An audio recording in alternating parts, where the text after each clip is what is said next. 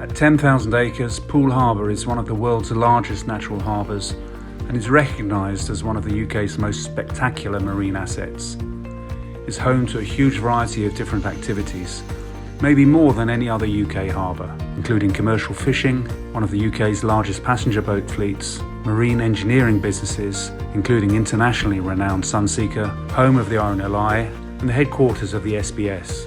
It accommodates Wytch Farm, one of North Europe's most productive onshore oil fields.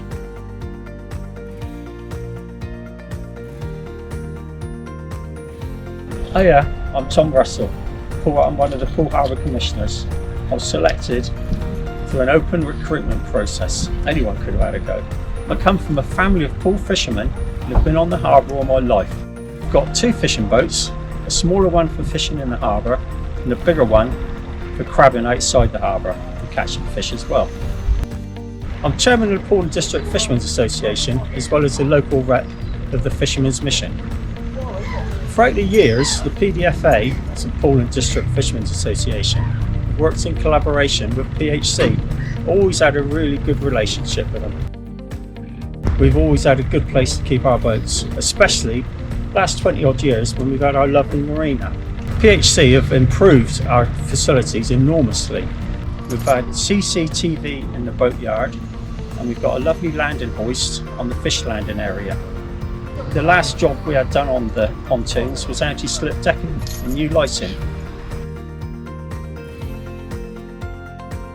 The harbour is also a recognised major centre for water sports, including kayaking, kite surfing, windsurfing and paddleboarding, and is home to over 7,000 yachts, ensuring that Poole Harbour is recognised as one of the UK's most important sailing communities. The harbour hosts angling and dive boats and attracts a huge number of visitors every year, with Poole Quay Boat Haven accommodating more visitors than any other UK marina.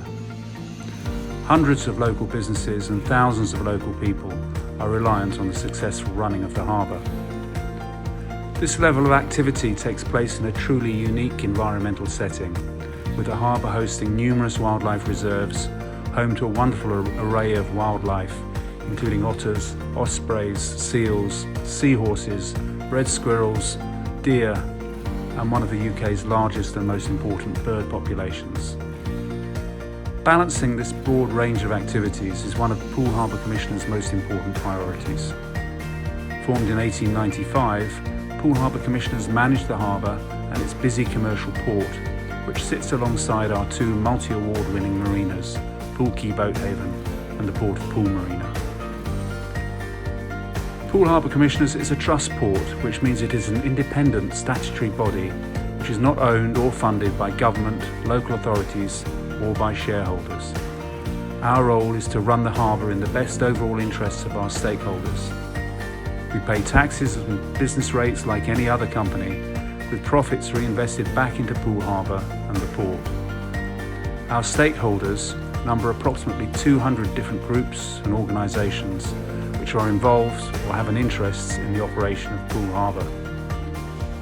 It is the responsibility of Poole Harbour Commissioners to ensure that all of these varied interests operate in harmony, both for the common good and for the long-term sustainability of the whole harbour.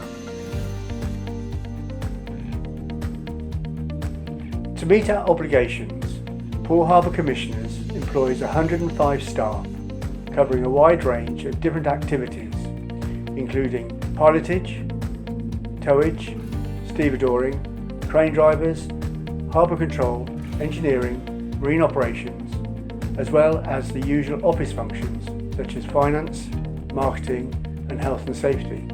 Health and safety, both on and off the water, remains a top priority for PHC. PHC are governed by a board of 12 commissioners, 9 of which are appointed through an open recruitment process for 3-year terms. The individuals appointed provide the board with the relevant professional skills and experience to meet the challenging and varied demands of PHC, and currently include individuals with expertise in the fishing, financial, shipping, HR, planning, legal, environmental and marine engineering sectors. We strive to ensure that we have a diverse board and currently a third of the selected commissioners are women. All trustees are required to sign a declaration to state that they will act impartially and make decisions in the best interests of the harbour and the port. The chair and vice chair are appointed by board members. Hello, my name is Dr. Alice Hall and I am the new Environmental Commissioner for PHC. I was appointed in November 2020 after a rigorous interview and application process. The board consists of 12 different members with varied expertise and interests. As a board member, we provide support to the board on the management decisions in the running of Poole Harbour and the port.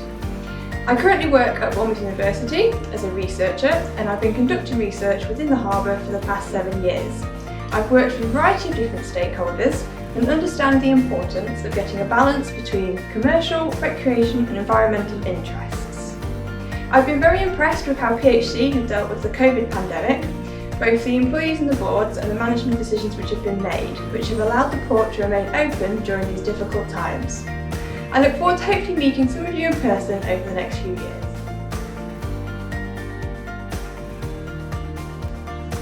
The success of Poole Harbour Commissioners is wholly reliant on running a successful port, which generates over 90% of our income. Without it, we would not be able to be involved in important initiatives and partnerships. One such was the creation of Holes Bay Nature Park, a collaboration with Dorset Wildlife Trust and Poole Council. The last 12 months have been extremely challenging for Poole Harbour Commissioners, as indeed it has been for the whole country.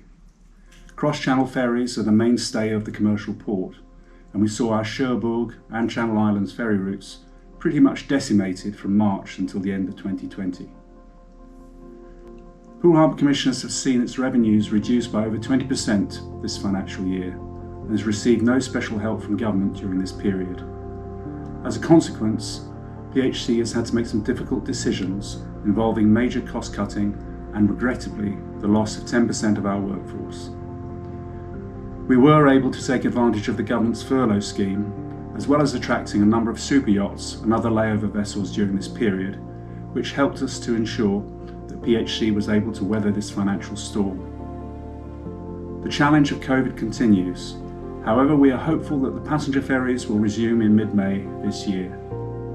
We're very aware that many other pool businesses and residents have suffered greatly over the past 12 months. Throughout this period, PHC has ensured that Poole Harbour and the Port of Poole remained open throughout. Port employees were designated key workers, and we therefore swiftly put in a COVID action plan, which has minimised risk for our employees and stakeholders during these difficult times.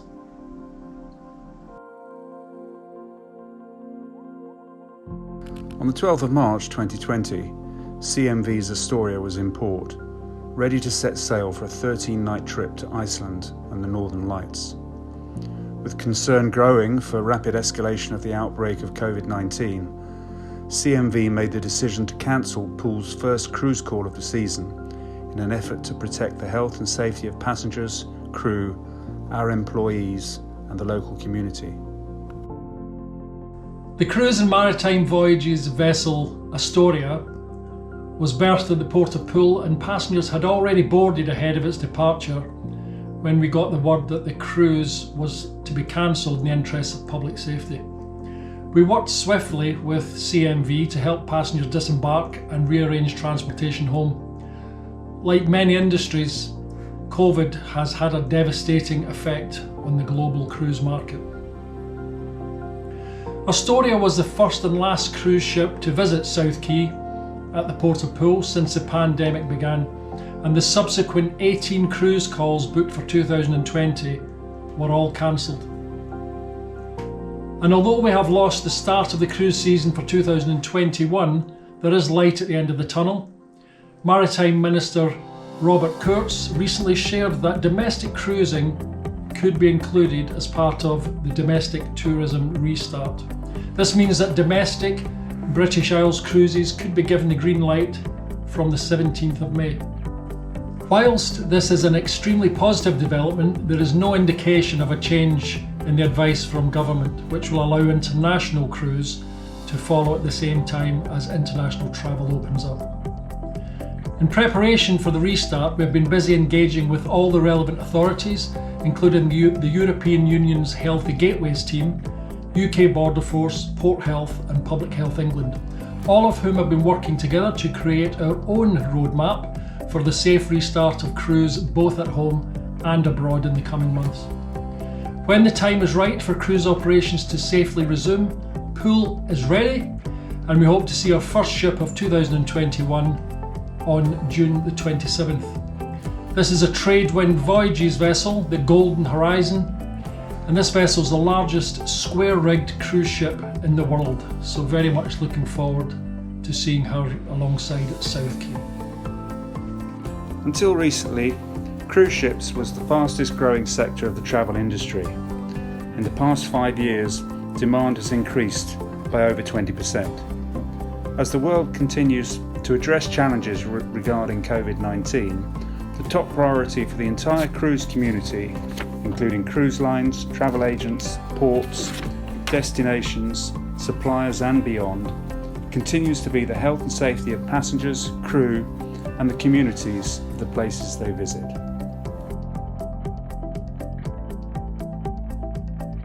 As part of our continued commitment to the health, safety and welfare of our workforce, port visitors and their families, Poole Harbour Commissioners have put several new procedures and policies in place to protect our stakeholders. We take our responsibilities seriously, especially when it comes to the safety and security of our staff and members of the public. We are aware of the concerns that everyone has when it comes to COVID-19, and we continue to observe the government guidelines and have put measures in place to reduce the impact of the virus, not only on our staff but visitors to the port. If we look at the passenger terminal as an example, a spacious North Lounge has recently been reconfigured to support a one-way system. Safety measures have been put in place such as floor markings, posters and additional hand sanitisation units in order to protect passengers and staff. The face coverings must always be worn whilst you're inside this building. We have also increased the space in between the seating. A new human body temperature screening system has been introduced.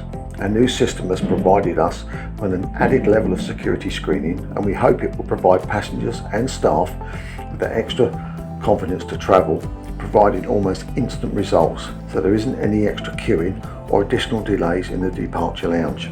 In addition to these measures, we continue to work closely with our stakeholders, including Border Force, Dorset Police and Port Health, and we are working in collaboration with the EU Healthy Gateways Partnership to ensure that we are best placed to protect everyone travelling through the Poole, as well as our cruise and ferry partners. I'm Steve Moores, I'm the Port Manager. We've briefed our staff on the measures that we all need to take to protect each other and our families. This includes the government's hands, face, space advice. We looked in details as to how we could ensure that all the surface and equipment were clean. We sought advice from Port Health and purchased the fogging machine to help sanitise the working and the public areas of the port. We have always ensured that we have the correct PPE for whatever work we are carrying out, and our response to the COVID-19 has been treated in the same way. We have been audited 4 times by the Health and Safety Executive and have passed these audits each time.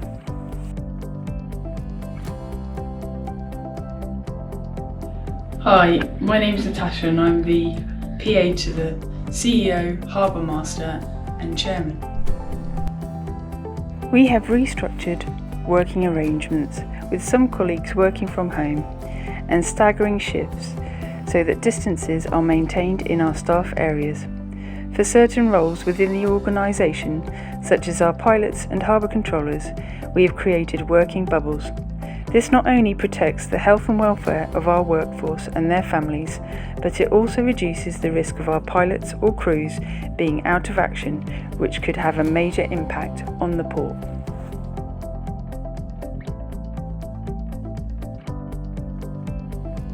We've continued to follow government guidance when it comes to leisure too, and when required, we've limited access to Poole Quay Boat Haven and the Port of Poole Marina, and encourage people to stay home and keep safe. During the lockdown period, we have more than doubled our daily checks to ensure that our berth holders' boats are safe and secure. We're thrilled that the new roadmap to ease lockdown will hopefully see us open the marinas again from the 12th of April.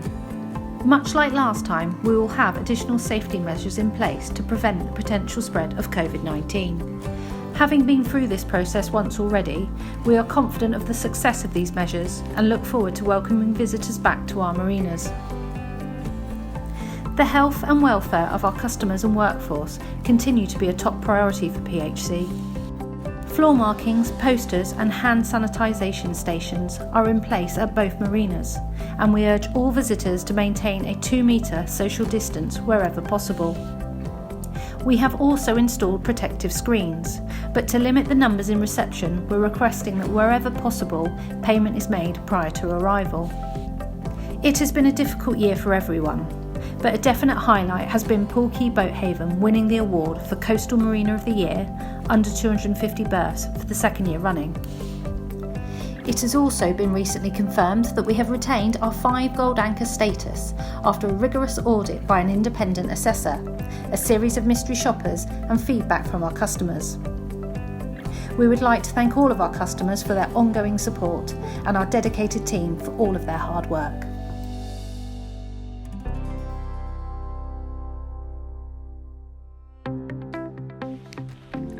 Last year, post-lockdown 1, we saw a big increase in the number of people out on the water. This resulted in a larger than normal number of complaints regarding the inappropriate behaviour of personal watercraft users. In response to the number of complaints about the actions of a minority, we joined forces with Dorset Police Marine Section, Southern Inshore Fisheries Conservation Authority and a number of volunteers. Our intention was to remind PW users of their duty of care and requirement to obtain a permit and comply with the associated terms and conditions. We wanted to raise awareness of the bylaws that are in place to protect them, to protect others, and to protect the special environment that is Poole Harbour. We also reissued local notices to mariners that identified the designated zones applicable to different waterborne activities. Since its introduction in 1995, the Harbour zoning scheme has proved very successful in managing the various recreational activities within Poole Harbour. These zones enable water sport enthusiasts to enjoy their sport in an area that causes minimal disturbance to wildlife and other harbour users, therefore reducing the risk and improving navigational safety. The majority of users restrict their activities to the relevant zones and abide by the relevant codes of conduct, but unfortunately there are breaches of legislation that result in prosecution. To date, our 100% success rate for prosecutions is maintained. Looking forward to the season ahead, we will continue to work closely with other authorities, associations and local user groups to ensure that a collaborative approach is achieved to maintain the safety of navigation and the protection of the environment.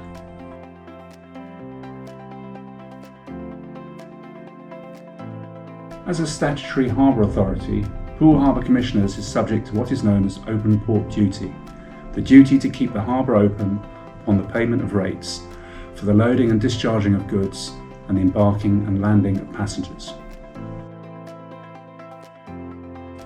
In 2020, Poole Harbour became the Monaco of the South Coast, with the unprecedented number of super yachts laid up due to the coronavirus pandemic. These vessels were unchartered commercial vessels with only crew on board who were fully compliant with all UK restrictions and guidance relating to COVID. As expected, the owners and masters of these vessels were very satisfied with Poole, and particularly the service levels that were provided by the port and marina staff. And as a result, some of these vessels indicated that they would be returning to Poole to visit under better circumstances, and this has already started to happen. Super yacht owners and masters are hearing about Poole by word of mouth and because of our new working relationships with relevant super yacht agencies. Poole can accommodate the largest super yachts in the world, so as they say, watch this space.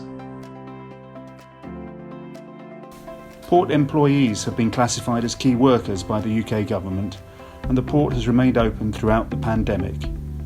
This has enabled cargo to continue to flow through the Port of Poole, and we've been able to continue to provide a lifeline service to the Channel Islands, as well as doing our bit to keep the nation supplied with essential goods. Hi, I'm Dave Penny. I'm the branch chairman of our union here on the Port of Poole.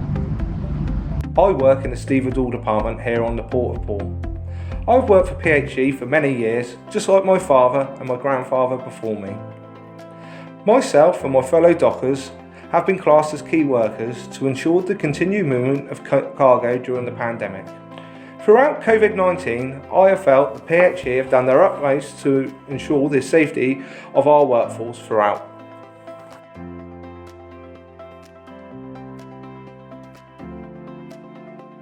Since the start of 2019, we've seen an uplift in unaccompanied freight. This is when a trailer or delivery vehicle, for example, is loaded onto the ferry without the driver sailing across. It is possible that the increase has been profit-driven, as no drivers will incur wage costs whilst at sea, or now COVID-19 driven due to the companies protecting their own employees. Conventional shipping cargoes have recovered since the start of the pandemic to near normal tonnage numbers.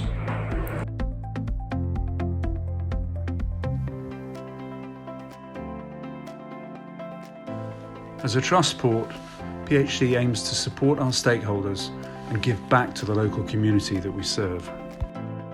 In January last year, we reviewed our port emergency plan with the Local Resilience Forum and Dorset Police.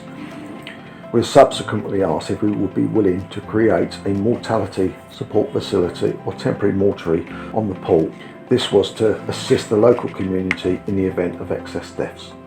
The board and employees of PHC were very willing to help in any way they could at such a difficult time, and the mortality support facility was constructed swiftly with everyone working with a common purpose and a can-do attitude. In October 2020, PHC facilitated a drive-through flu vaccination service at the Port of Poole. The service was offered free of charge to those eligible for the NHS flu vaccination, and it enabled people to take advantage of the service without leaving their cars. This was followed up by requests from NHS to assist with their phased rollout of the COVID vaccination programme. We're incredibly proud that following the success of the drive-through flu clinics, we were once again selected to play such a vital role in helping the NHS deliver vaccinations to our local community. The vaccination team on the port are inoculating up to 850 patients per day. The clinic has been set up at the port, and we continue to work closely with the Poole Central Primary Care Network to put measures in place to ensure patients feel safe when they visit. We are all in this together, and once again Poole Harbour Commissioners have been more than happy to do their bit to help with this crisis.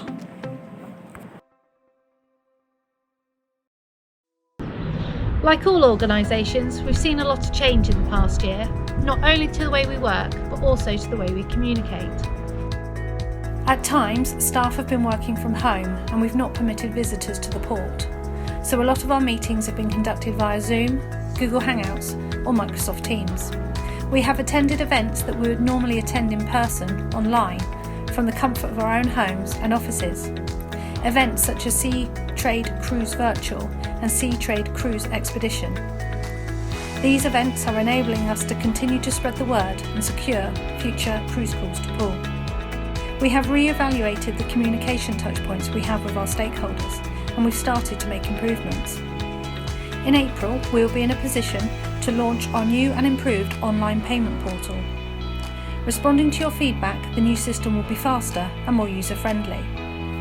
In the past, our local notice to mariners were often distributed with the help of local yacht clubs and marinas, but with the facilities closed, we needed to ensure that these important updates were still getting through to our harbour users. All local notice to mariners are now shared on our Facebook and Twitter pages, and we have also increased their direct distribution via email by 394%. You can sign up to receive Poole's local notice to mariners on our website or via our Facebook page. You can also sign up to receive our monthly newsletter here too. As well as the introduction of our newsletter, we've increased the focus on our PR efforts in a bid to keep everyone informed of our latest projects, updates and developments. And more than ever, our social media channels are an important means of communication, generating positivity for both our colleagues and community. As well as coping with the challenges of COVID, the port has also had to deal with the consequences of Brexit. As a result of the new trading arrangements, the port has been involved in long and detailed discussions with government regarding the new systems and infrastructure that needs to be in place to ensure that Poole can continue to operate as a key strategic ferry port. The first thing was to ensure that the port and Poole could cope with any potential surge in freight traffic as a result of problems at other ports. Working closely with the local resilience forum, detailed plans were put in place to ensure that there would be no problems on the roads. We're now working to construct a new public trade office and a new border control post which can provide the facilities for the necessary checks.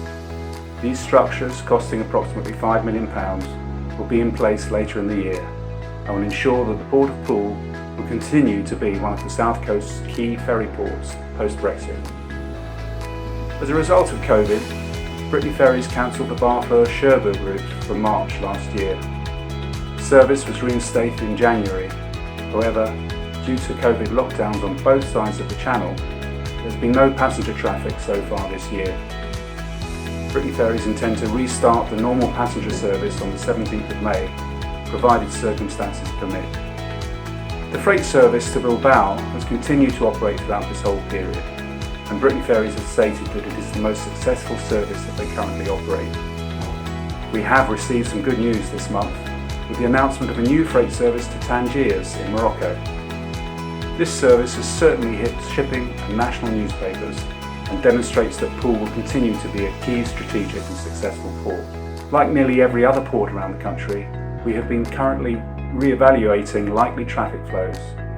Brittany Ferries are optimistic that things will soon return to normal, hopefully in time for a busy summer in 2021. Condor Ferries are hoping for the same. We're all looking forward for a return to normality in the very near future. We're also involved in discussions to modernise rail connections to the port in collaboration with existing port customers who are keen to shift cargo from road to rail.